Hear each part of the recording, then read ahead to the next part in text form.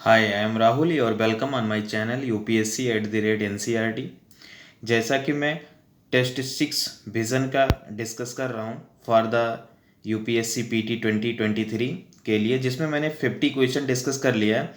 आज मैं 51 to 75 discuss करूँगा। तो पहला देखते हैं 51 number question. Anchor investors often seen in news. तो ये बेसिकली था B option, qualified institutional buyer who invest in shares before it is made available to the public.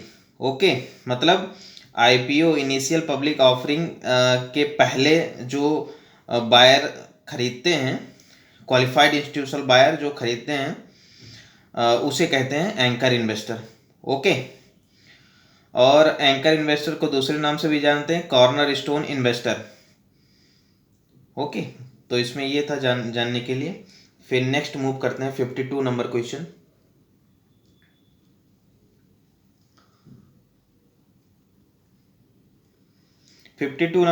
है कंसिडर द फॉलोइंग इवेंट्स।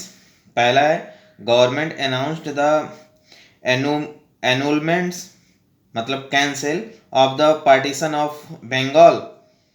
तो ये 1911 में हुआ था। दूसरा पूछा the formation of the national council of education. तो ये 1906 में हुआ था। ठीक है, अरविंदो घोष एंड एस.सी. मुखर्जी के द्वारा। तो ये भी। तीसरा देखते हैं passage of Indian universities act by Curzon. तो ये 1904 में हुआ था।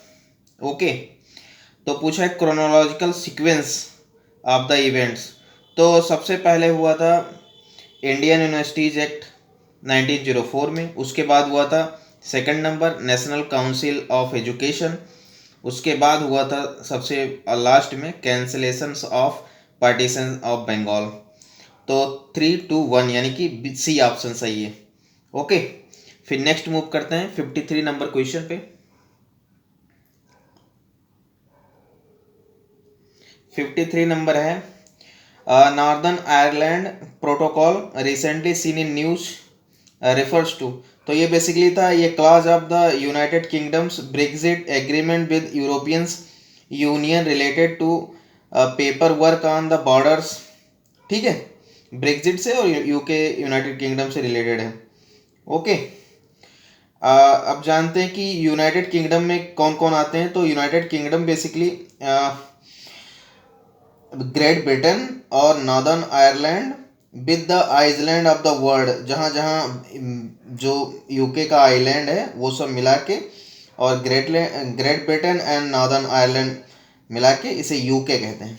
ओके, और ग्रेट ब्रिटेन के अंदर आता है England, Scotland and Wales.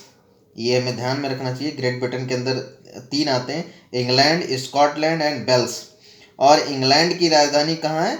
Britain, sorry London. Okay, तो नेक्स्ट मूव करते हैं 54 नंबर क्वेश्चन पे।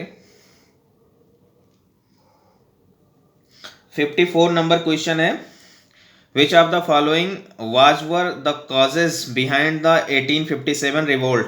तो पहला है sepoys would not be given the foreign service allowances, यानी कि भत्ता, when the serving in the Sindh और इन द पंजाब।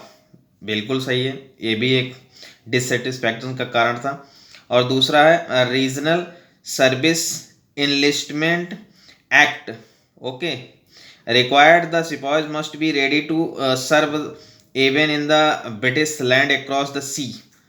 ओके, ये भी है, क्योंकि भारतीय परंपरा के अनुसार कोई भी बाहर नहीं जा सकता, समुद्र पार जाना अलाउ नहीं होता है इंडियन ट्रेडिशन के अनुसार पहले। तो उसके जो एक्ट बना था उसमें कंपलसरी था जाना।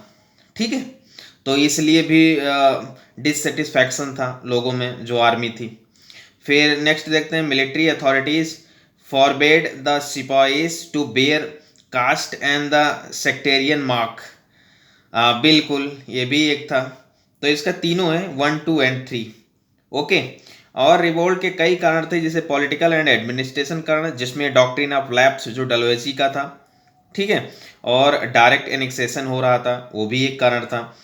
सोशल और रिलीजियस में जैसे कि ये एबॉलिश कर रहे थे, जैसे सती ट्रेडिशंस वगैरह था, ओके, फीमेल पेस्टिसाइड्स वगैरह था, तो ये सब के लिए लोग डिससेटिस्फाई हो गए ब्रिटिश से, ठीक है। फिर तीसरा, इकोनॉमिक रेवेन्यूज बढ़ा दिए थे, तो इकोनॉमिक डिससेटिस्फैक्शन था। मिलिट्री कॉज, मिलिट्री तो बहुत सारे कारण थे, इसलिए इसका डी ऑप्शन होगा, ओके। नेक्स्ट मूव करते हैं 55 नंबर क्वेश्चन पे। 55 नंबर है, consider following pairs publications and personalities associated. तो पहला है इंडियन अनरेस्ट, तो ये वैलेंटाइन शिरोल लिखे थे, यस बिल्कुल राइट है। इसका रीज़न क्या था, क्योंकि ये तिलक को कहते, ये इंडियन अनरेस्ट का जनक है, okay, father of Indian unrest. 1910 में लिखे थे। तिलक बेसिकली अपने बुक में उस समय एक्सट्रीमिस्ट को प्रमोट कर रहे थे, ओके, एंड एंटी मुस्लिम्स और हिंदू रिलीजन और ये सब कर रहे थे, तो इसलिए अनरेस्ट हो रहा था, ओके। एक कम्युनल भी और ब्रिटिश के अगेंस्ट भी लोग वेपन्स उठा रहे थे, तो इसलिए वैलेंटाइन शिरोल ने कहा था कि ये फादर ऑफ इंडियन अनरेस्ट है, ओके। दूसरा देखते हैं यंग इंडिया, तो ये बिल्कुल महात्मा गांधी ने लिखा था। तीसरा देखते हैं फ्री हिंदुस्तान, तो ये बेसिकली तारकनाथ दास ने लिखा था, ओके, बाल गंगाधर तिलक ने नहीं लिखा था। केसरी देखता हूँ, तो केसरी तिलक जी का ही था। तिलक का केसरी था और तिलक का एक मराठी भी था, मराठी इंग्लिश में था और केसरी जो है वो मराठी लैंग्वेज में था, तो ये याद रखना है। पूछा है कौन कौन कौन गलत हैं, मतलब कितने पेयर गलत हैं, तो बेसिकली 2 पेयर गलत हैं, तो इसमें ओनली बी, वो ओनली 2 पेयर गलत है, okay, B option. Next move करते हैं 56 नंबर क्वेश्चन पे। 56 है, in the context of the British administrations in South India, Periyars and Vanniyars communities refers to the group of, तो ये बेसिकली लेबरर्स थे, याद रखना है, पेनियार्स एंड वेनियार्स ये लेबर्स थे, मतलब लेबरर्स थे, ओके। फिर नेक्स्ट मूव करते हैं 57 नंबर पे। 57 है, with reference to the Cripps mission consider the following statements. तो पहला है, it was sent to gain the cooperation of Indian in the World War second, yes, इसीलिए भेजे थे वो लोग। दूसरा, it promised freedom for India after the conclusion of World War two, नहीं, वो डोमिनियन स्टेटस की दर्जा देने की बात कहे थे, ठीक है, प्रॉमिस नहीं किए थे फ्रीडम के लिए, तो ये ध्यान में रखना है। फिर थर्ड देखते हैं, it promise to convene a constituent assembly to frame a new constitution for India after the World War two, yes, उन्होंने कहा था कि आप कॉन्स्टिट्यूएंट असेंबली क्रिएट करना for the new constitution, okay. Then इसका बी ऑप्शन 1 और 3 सही है। नेक्स्ट मूव करते हैं 58 नंबर। 58 नंबर है, during the civil disobedience movement in which of the following regions a powerful agitation led by the students was launched against the infamous Cunningham circular, तो ये basically Assam में था, ओके, और बंगाल में था एंटी चौकीदार and the anti union board agitation, तो ये ध्यान में रखना है। सिविल डिसोबीडियंस बेसिकली 1930 में शुरू हुआ था बापूजी द्वारा। बापूजी जो है दांडी मार्च के लिए 12 मार्च को निकले थे और 6 अप्रैल को पहुंचे थे, ओके। देन नेक्स्ट मूव करते हैं 59 देखते हैं, consider the following demands, reduction of import duty on textile imports. पहले नीचे देख लेते हैं क्या पूछ रखा है इसमें, तो आप लोग भी देखो। विच of the above given demands were part of the nationalist Indian demand during the pre Congress campaigners, यानी कि ये पूछ रहा है 1885 के पहले, ओके, तो और इसके आसपास तो क्या डिमांड था जो कैंपेनर्स थे कांग्रेस के, ओके, कैंपेन क्या था, तो देखते हैं। पहला ऑप्शन है reduction of import duties on textile import, नहीं भाई ये कैसे हो सकता, ठीक है, ये तो उल्टा लिखा हुआ है। दूसरा, to expansion of no expansion in Afghanistan और बर्मा, यस ये था। तीसरा है higher expenditure on the famine relief, yes इस समय बहुत सारे अकाल पड़ रहे थे बंगाल में, लाखों करोड़ों लोग मर गए थे। ओके, एंड फोर्थ है the right of Indians to join the semi military volunteer corps, yes ये प्रमोट कर रहे थे। तो और एक है द राइट ऑफ इंडियंस जज to try Europeans in criminal cases, yes. इसी के बाद रिपन के द्वारा लाया गया था एल्बर्ट बिल 1883 में, तो ये याद रखना है। ओके, इसके बाद यूरोपियंस के द्वारा ब्रिटिशर्स के द्वारा विरोध करने के बाद वापस लिया गया था इस बिल को। उसमें ये प्रावधान था कि जो इंडियंस हैं वो ब्रिटिश की सुनवाई कर सकते हैं, लेकिन इस ब्रिटिशर्स जो थे यहाँ रहते थे वो इस बात से असंतुष्ट थे कि हम कोई इंडियन हमारी सुनवाई ना करे एज ए जज। ओके, तो इसका डी ऑप्शन सही होगा। नेक्स्ट मूव करते हैं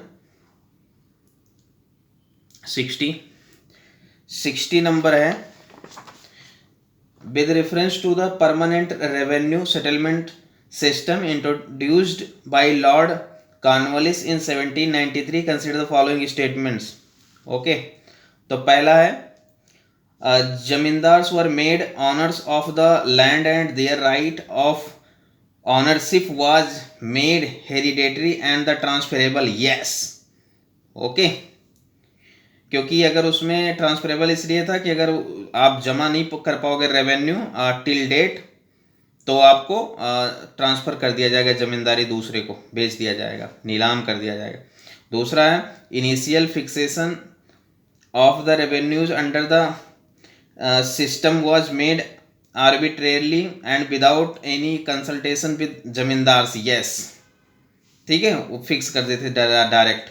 तीसरा है जमींदार्स वर टू पे 10/11 of the rent they received from the peasantry, yes, और 1/11 अब खुद रख लेते थे।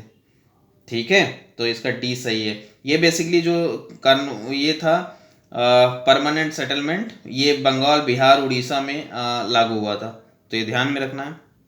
फिर नेक्स्ट मूव करते हैं 61 है, consider following statement with regard to the Ahrar movement. Basically Ahrar movement जो है 1910 में हुआ था, और ये स्टेटमेंट देखते हैं, it supported the idea of self government and advocate active participation in the militant nationalist movement, yes. दूसरा है मौलाना मोहम्मद अली एंड द हसन इमाम वर एमंग द को founders of the Ahrar movement, yes. तीसरा है it was against the loyalist politics of the Aligarh school and the zamindars, yes. तो ये तीनों सही है। बेसिकली आप ये भी जानो कि देवबंद जो है स्कूल्स, ये प्रो इंडियन नेशनल कांग्रेस था। ओके, तो इसका ऑप्शन डी सही है, 1, 2 and 3। Okay, then next move करते हैं 62 पे।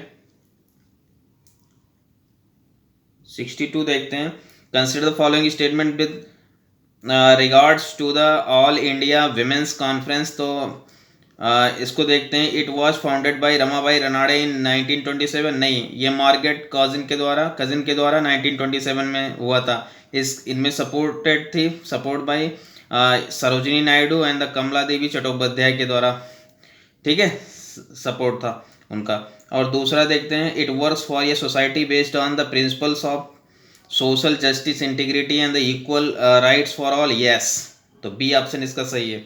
नेक्स्ट मूव करते हैं 63 नंबर क्वेश्चन पे।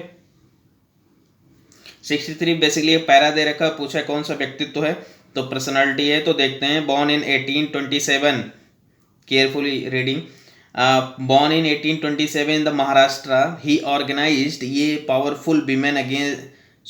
Powerful movements against upper caste domination and Brahminical supremacy. In 1851 he started a girls school at Pune with his wife, and the soon many other schools came up.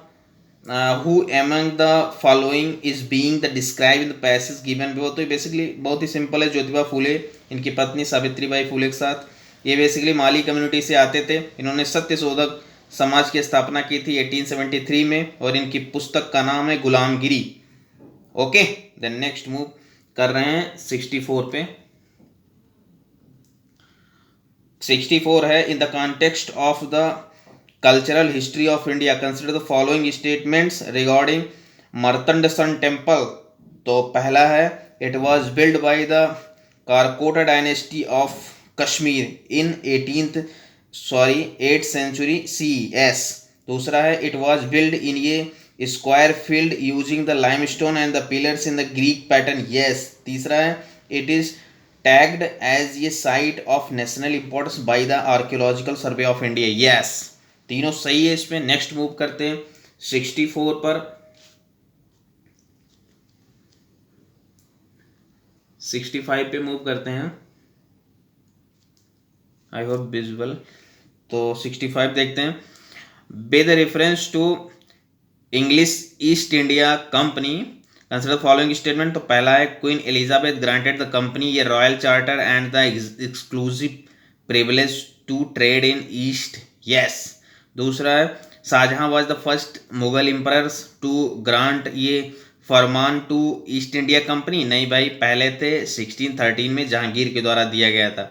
Okay, याद रखना। और तीसरा है, the company opened its first permanent factory in Surat. Yes. Okay, then C is right. Then next move करते हैं 66 number. 66 है, consider the following statement regarding the All India Trade Union Congress. Okay, तो पहला है, Lala Lajpat Rai was the first general secretary of the AITUC। नहीं, president थे first 1920 में, तो पहला गलत। दूसरा, Jawaharlal Nehru and the CR Das were associated with the AITUC। Yes. तीसरा, decision to forms a committee of congressmen to assist AITUC was taken at the Gaya session of INC in 1922। Yes, ठीक है, गया सेशन में अनुमति मिली थी, तो 1922 में गया सेशन हुआ था, ये याद रखना है। एक बी ऑप्शन सही है। नेक्स्ट मूव करते हैं 67 पे। 67 बेसिकली था, who among the following took up the defence of accused in Indian National Army INA trials at Red Fort. तो इसमें तेज बहादुर सप्रू थे। यस। भोला भाई देसाई थे। यस। जवाहरलाल नेहरू थे। यस। KN काटजू थे। यस। ये बेसिकली INA का केस है। 3 INA जनरल्स को पनिश्ड किया गया था। उसमें तीनों लोग थे, PK Sahgal and the Shahnawaz Khan and Gurbaksh Singh Dhillon, ये तीनों लोग थे, तो ये याद रखना है। फिर नेक्स्ट मूव करते हैं 68 नंबर क्वेश्चन पे। 68 नंबर है, where did Mahatma Gandhi make his first major public appearances after returning from South Africa in 1915। तो बेसिकली ये बनारस हिंदू यूनिवर्सिटी में अपीयर हुए थे। ओके। और गांधी जी इसके बाद Champaran 1917, Ahmedabad mills 1918, Kheda 1918, Rowlatt act 1919, non cooperation movement 1920, civil disobedience movement 1930 and quit India movement 1942 में lead किए सभी को। ओके, देन नेक्स्ट मूव करते हैं 69 में। 69 है, with reference to the Santhal uprising consider the following statement. पहला है, Sidhu and the Kanhu were the leaders of the uprising. Yes. दूसरा है, zamindars joined hand with the tribal and attacked the colonial symbol of the authorities like the police station and the railways. ये जमींदार के ऊपर भी attack किए थे, इनका सहयोग नहीं लिए थे। ठीक है, महाजन और जमींदार के ऊपर अटैक किए थे, दीकू के ऊपर। दीकू बाहरी लोगों को कहा जाता था। ओके, थर्ड देखते हैं, Santhal tribes were helped bye a large number of non tribal in the revolt. Yes, ठीक है, तो 1 एंड 3 सही है। नेक्स्ट मूव करते हैं 70 नंबर। 70 नंबर क्वेश्चन को देखते हैं। सॉरी, ये करंट का है। Which of the following best describe the SPARSH initiative. तो ये बेसिकली था डिफेंस ऑफ मिनिस्टर का इनिशिएटिव है। Meet pension sanctions and disbursement requirements of the armed forces. Okay, then next move करते हैं 71 पे। 71 नंबर है, who among the following is associated with the Gujarati general Satya Prakash that advocated widow remarriage. तो basically ये थे करसूनदास मुलजी, ठीक है, सही है सी ऑप्शन, करसूनदास मुलजी। और जो ईश्वरचंद विद्यासागर थे, इन्होंने विडो रीमैरेज एक्ट 1956 पास करवाया था। इस समय लॉर्ड डलहौजी थे, और जब इम्प्लीमेंट किया गया तो जो वायसराय थे वो कैनिंग थे। तो ये ध्यान में रखना है फैक्ट। फिर हम मूव करते हैं 72 में। 72 नंबर है, in the context of the recently held second India Nordic summits consider the following statement. पहला है, India is only nation with which the Nordic countries have a summit level engagement. नहीं, इसके पहले US also है, also कर रहा है, दूसरा इंडिया है, ठीक है। तो पहला गलत। दूसरा देखते हैं, the summits witness the launch of the green strategic partnership between India and Denmark. India and Denmark bilateral इसको किए हैं, ठीक है, ग्रीन स्ट्रेटजिक पार्टनरशिप, ये इस समिट में नहीं हुआ है, तो गलत है ये भी। तीसरा देखते हैं, Ireland and the Republic of Ireland form a part of the Nordic groups of countries. ये रिपब्लिक ऑफ आयरलैंड नहीं है, ठीक है, तो ये गलत है ये भी। इसमें है Iceland, Finland, Norway, Denmark and Sweden है, 5 कंट्रीज, तो ये ध्यान में रखना है।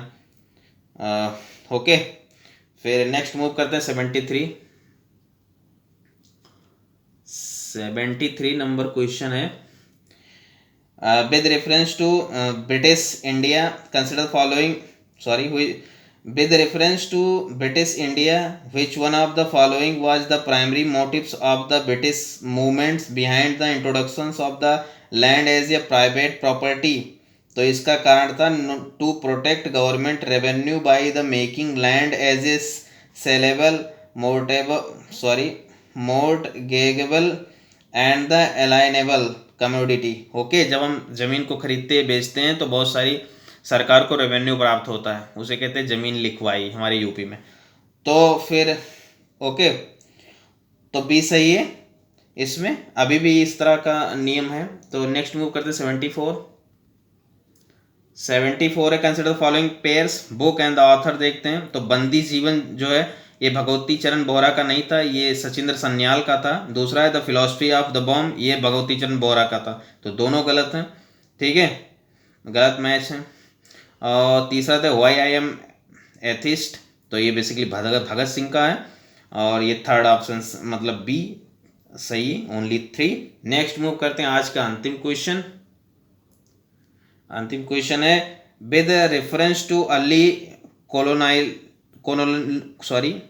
colonialism in India, which of the following established urban trade centers lost their importance in the phase of the mid 18th century after the British political control in India?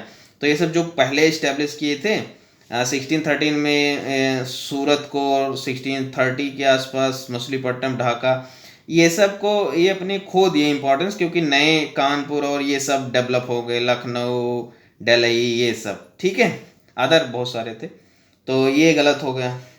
Okay, then आज का complete होता है। Next मिलते हैं कल 76 to 100।